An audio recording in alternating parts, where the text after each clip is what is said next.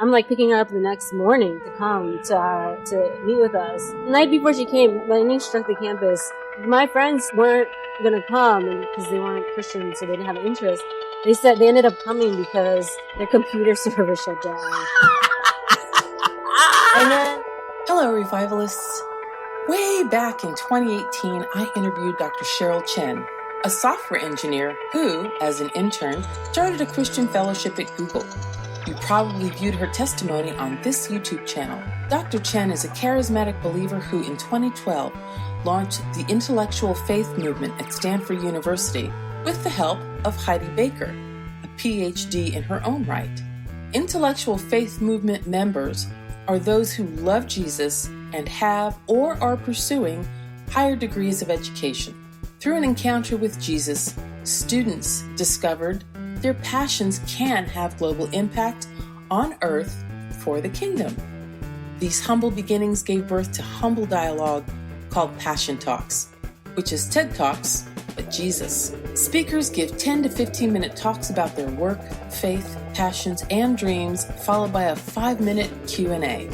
Today, finally, I'm publishing the entire interview. Though recorded 2 years ago, it is absolutely relevant for today. On a side note, the theme of my 2017 Passion Talk was Weak Made Strong on social media, now available in the presentations playlist. Sneak a peek, leave comments on this or any video. Let's have a conversation about what's important to you. Brothers and sisters, meet my friend, Dr. Sherol Chen. Tell me your testimony. How'd you come to Jesus? okay. So I was born into a Buddhist family. So I was born into a Buddhist family. All my life I was growing up like learning about practices of Buddhism the way my parents practice it, which is not so much like the way college students practice it or people who in the West practice it. There's a lot of like, spirit mediums and fortune telling and all these like rituals that we had to do in Buddhism. And I feel like when times were hard, we were actually in the United States, and there was a Christian family. There were Christian families that were like, "Oh, you should take your daughter to church, or we'll take your daughter to church because that will be where she gets to hang out with other little kids." And my parents were like, "Yeah, sure." They trusted as a family friend, and they knew that my parents are going through things. So then there, I think what drew me in was music. So I got into the choir. I really like singing.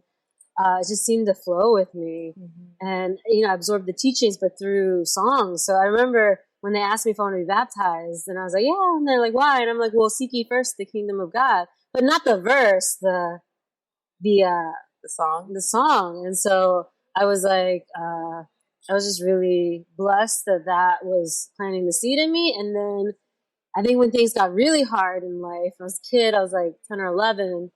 I remember asking, what was the point?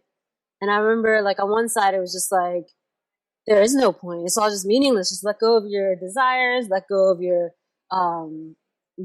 life. Like it's just random chance. You just start over again, just reset the button. Right. Surrender it to him.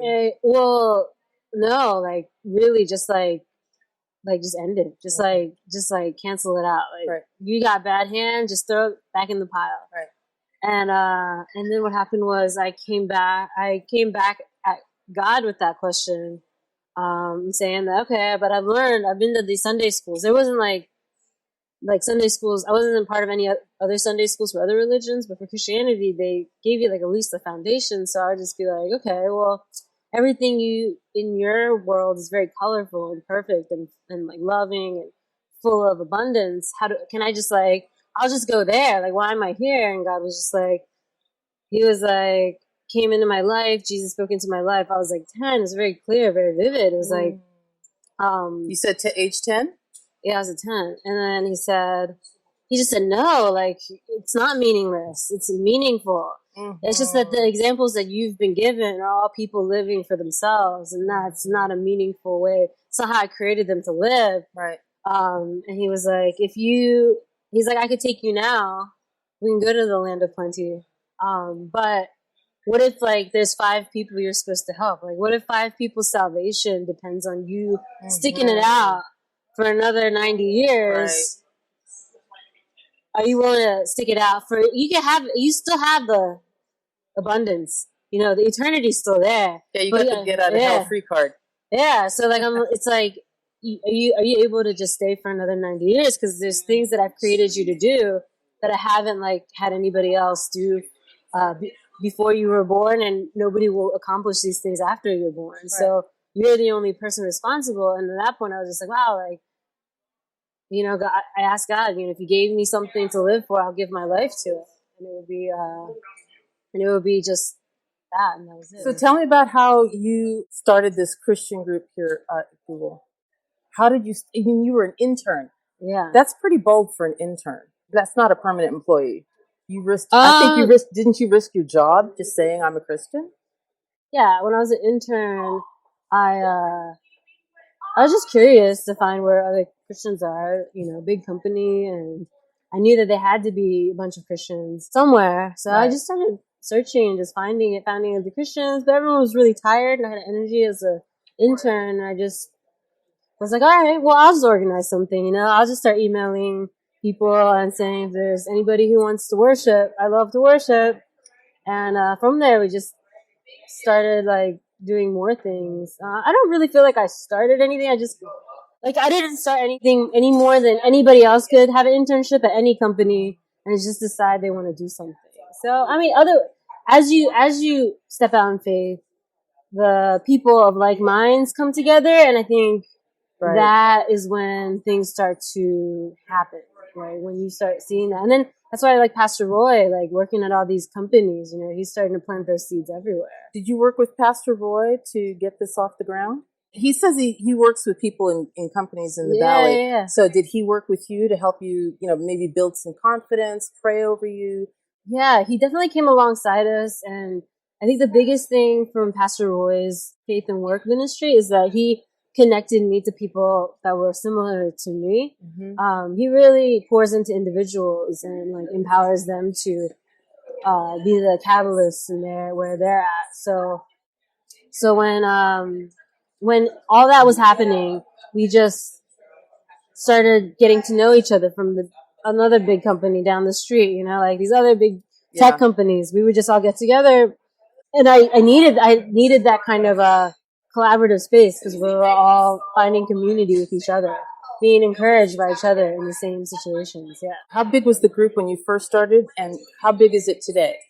I think now I don't really do very much. Now my focus is on Passion Talks. So that group is, again, ebbs and flows. There's only been times when I've just done like isolated events. Okay. But so yeah. Tell me about Passion Talks. Why did you start it, and what is it? Or vice versa. What is it and why did you start it? Passion Talks was a thing that was on my heart back 10 years ago. I was pacing back and forth. I was just kind of like, something stirring in you, pacing back and forth, in my dorm room as a grad student studying computer science. Right. And all of a sudden I got the word that came across my mind, like reclaim. Like you need to reclaim the creation that was meant for something more. Mm-hmm. And so I started texting my apostolic friends, and I'm just like, oh, I have this thought. We need to do this thing. We need to get people together, and we need to share because there's things happening. Yeah. And it's just like, when you eventually learn, like, oh, that was going to happen, but not for 5 years. Like you think it's going to happen right that second, but it's not. And then by then we had already, a lot of the PhDs had already been meeting in the Bay Area. So we have big universities in this area. We started talking. We would just get together and pray, and we'd be like, look, this isn't just church isn't designed to fit church fits it's like a one size fits all kind of message. Right. We needed something that was just for us, and no one was doing that just for us. So we were figuring out how to create that for ourselves. And so as people we're used to conferences in our academic world where we're just sharing new and exciting findings, and everyone's just going to help build off of each other's knowledge. And we're like, you can't do that in the church. You start bringing up something, someone's going to feel like, oh, that's wrong, or that doesn't fit in, or I'm already doing that, or whatever. Right. I think in academia, of course, there's a bit of that too, but at least there's we all have a common goal, and we define that goal. So year after year, we just started doing more. Heidi Baker came and met with us. Wow. Was that the first Passion Talk? It's been ongoing for a while. So like, I don't know when I would pinpoint it, but she was kind of there in the midst of the brainstorming. So we were like, she came to test another testimony. Yes, please do. I met her, I remember watching that movie Finger of God, and then like, boom, I was like, I need to meet all these people. I need to like, Heidi Baker, Banos, like I just need to shake their hands, I was like, this is either they're crazy and this is all made up, or it's real, and if it's real, then I need to know. Some. Yeah. So then I meet Heidi Baker, and she's just all like, actually, I come from a very privileged background, and like my parents were educated, like all that. She's like, I have a heart for those people where they, who's pouring into those people, and she's like, I want to pour into those people. So then what happened was we went into conversation about her coming to Stanford University, and she's like, I'm there, I'm gonna be there, I'm going. So she comes, and I'm like inviting people. We're partnering with a group. It's called Chi Alpha. It's the Assemblies of God group. It's a God that would be comfortable, not a God, a group that would be comfortable with Heidi Baker, something like that. I even heard after the fact, there were some people that were like, oh, she's a little bit too like, flaky, yeah, she's a little bit too like, too free in her expressions is the way I would put it. Yeah, nice. Yeah. And so they were just like, we don't know, but what really won people over was that it was that we could say she feeds 12,000 orphans a day. Hello. And then you're talking to people at Stanford, you're like, well, let's just look at the fruit. Let's look at the data. The evidence says this woman, however she's doing it, we should figure that out because she is doing it at a large scale. That's right. The night she comes in, I'm like picking her up the next morning to come to meet with us. Lightning strikes Stanford campus. There are people who said they couldn't come because they had to work. Lightning, that's a big thunderstorm. Remember one of those years, a few years back, there's a huge thunderstorm? Oh, yeah. That was the night before she came, lightning struck the campus. My friends said that weren't going to come and because they weren't Christians, so they didn't have an interest. They said they ended up coming because their computer server shut down.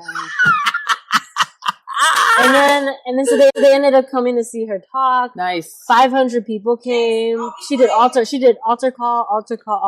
She was just like, if you have something on your heart, you're going to come up here and share what you think. Oh my God. You're going to be like, we want to pray for a medical field. And then all the medical students would just go up onto the stage and they're like, if you feel like that's for you. So then like, it was just like, wow. 2/3 of the audience was on the stage by the end. Because everybody would get the mic and they'd be like, I feel like there's going to be energy crisis solutions. Woo. And then all the people who were like, that's me too. They all got up on stage and we all just like, wow. How long was that session? That was like maybe like 2 hours. It was like a talk, like we did some worship. It was a talk and then there was the altar call.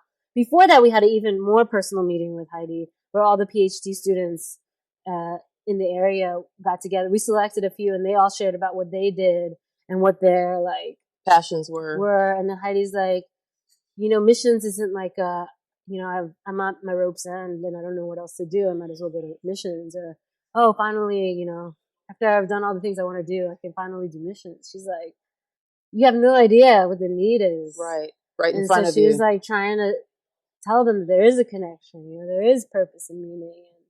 Now that she's opening a university, so it was like perfect, because all these. Isn't Heidi Baker also a PhD? Yeah, she is. So I think she gets. Absolutely. She's it. She's the mother of. I would say if anybody's a spiritual mother to the intellectual faith movement. Yeah, it's her.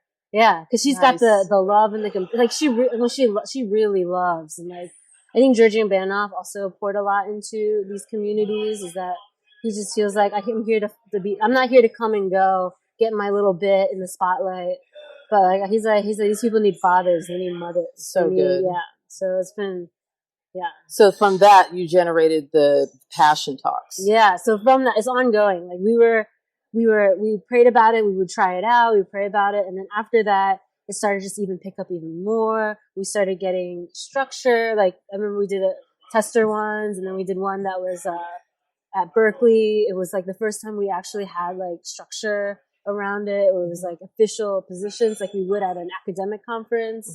And then from there, like then we did it at Stanford, then we did it at Google, we're just like continuing to evolve, I guess, with the times and try to figure out how to make it work. Right. And it's just, there are a lot of stories to capture. We want to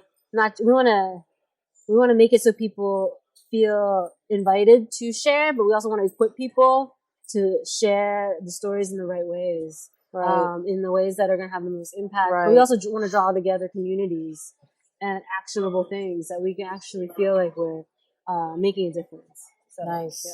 Where do you see this going from here? So like to me, like Romans 8 has always been a huge, like I feel like there's been a lot of like catchphrases or like taglines, right? One of them is like reclaiming God's creation for God's purposes, right? Like understanding like in the original design, like what was this meant for? What is the thing that I'm excited about? What was that designed for? What was that meant to be? What was I meant to do with that? And Romans 8 says that like all creation awaits in eager anticipation to be liberated. Mm-hmm. So there's a waiting to be liberated from bondage to decay, from the sons and daughters of God, from the children of God, from the sons like that have been called to do the liberating. And so I feel like that verse has always been what we want to see happen. We want to see, and it's not that it's already happening. We're not saying that it's like everything's desolate and we're going to come in and like be the savior, right? Because that's already happened. Yeah, Jesus did that. Thank you. Yeah, and that's already happened. And even when I believe people that are like, I don't believe in God. I feel like that same passion, that same curiosity is like a hunger. Like C.S. Lewis says that, you don't have a hunger or an appetite for something that you don't have a way to satiate. So if you have this, when you have that curiosity, there's something that meets that need that you have. Right. He's already created it. Yeah. So I don't feel like you have to, I do feel like it is like you want to be tied into the intentions of your creator.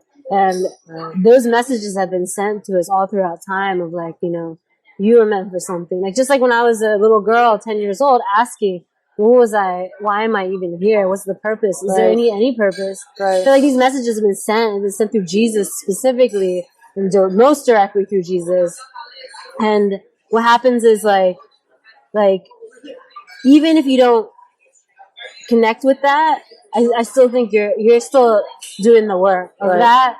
So, and of course there are people who aren't connected with anything and are doing work against that. But again, like we know, all things, even things that are intended for evil, can be turned for good. Right. 8:28. Yeah. So I feel like we're gonna see. It's that creation is waiting to be liberated even more. It's already been liberated.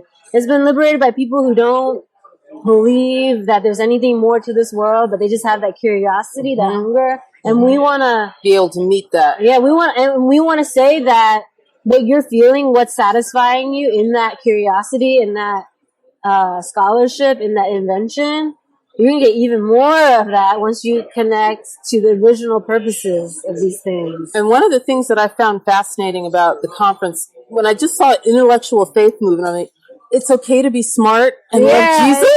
Oh my gosh. I mean, does that feel liberating to all those PhDs out there, or people with MBAs? And because they felt like, because I've heard people say, well, you don't need college education, Jesus. Yeah. I think that you get that a lot. And I think that, again, it's like, I feel like there's like a way to be in church where it's like, if you are this type A, like bubbly, willing to serve, like, but you have to be in the right ways, then you're like valuable. Then you're going to be the leader. You're like, these other people, they're just works in progress. They're like not there yet. God's working through them. They got issues. And it's just like, sometimes it's just like, I don't like, my least favorite time in church is that time when they say, turn to your neighbors and ask them how they're doing. Because I'm like, this never goes anywhere for me. Yeah. And I don't want to make it. And I'm just not going to this is not my thing. And that, people just look at that and be like, oh, she's kind of like, probably just isn't very, got much going on in her life. Probably just whatever, a little standoffish. And then I remember one time in church, and I don't know if you were there. We oftentimes intersect at church. pastor gave me the mic to announce something, and they thought I'd just be like, "Oh yeah, there's this thing happening." I remember that. Oh my God. You were there? Half PG's like, whoa, I didn't expect that. Yeah, I never talk. Like, that's the thing that I oftentimes will say. I'll be like giving a presentation to like church leaders. I was giving a presentation about artificial intelligence to the biggest churches in the United States, and I was Are you kidding me? Yeah, they like came to Silicon Valley and they wanted to hear from the innovation of this area, and I was one of the speakers.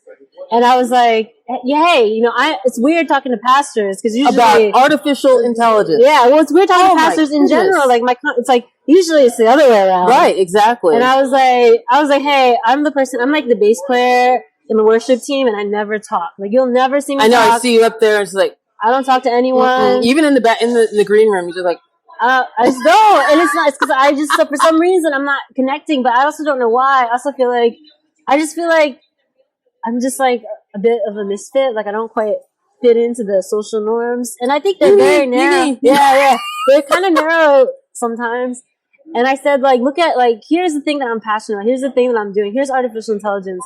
I'm telling these pastors, like, how many people in your congregation are like me, the person that they're like, well, they're just not ready yet, or they're just not like. Actually, they just no one's taken the time to get to know them and find out what their passions are. Because it's one size fits all, right? If your leadership all looks like the same thing, then they're going to think that they're going to reach other people who look just like them. And I think that that's where you're losing creatives. The most creative people are the people that aren't going to necessarily have the skill to be able to connect in that generic one size fits all way. The intellectuals aren't going to be able to. The inventors, the entrepreneurs, the eccentrics. The people who are the people who are just outside of that box. Right. You're like, I think that's when you look around, you're like, they say, oh, Silicon Valley's one of the most unchurched areas. It's because the church not for long didn't get with the times, and they're missing out on the ways. These people I feel like these people are still being blessed, but they may not have a relationship with God directly, but they're still being blessed. Yeah, they're feeding the curiosity. Yeah, they're shepherding the unchurched. Yeah, and I feel like these stories they connect with. And when you show the data, you can talk about Heidi Baker and you like Google her and you're like, why would I ever go see her talk? But you tell it, oh, by the way, this woman also feeds 12,000 kids. That's like that's gonna turn heads. That's the bottom line. And so I'm like, buy our fruits, right? That people will know whether you're a healthy plant or not, whether you're from fertile soil. We have so much opportunity to collect the data to show the evidence. It's just that if the mainstream of the people who are stewarding these big Christian communities or the most visible aspects of the church aren't tapping those people on the shoulder and saying, hey, we need you to pour into this. Right. And I feel like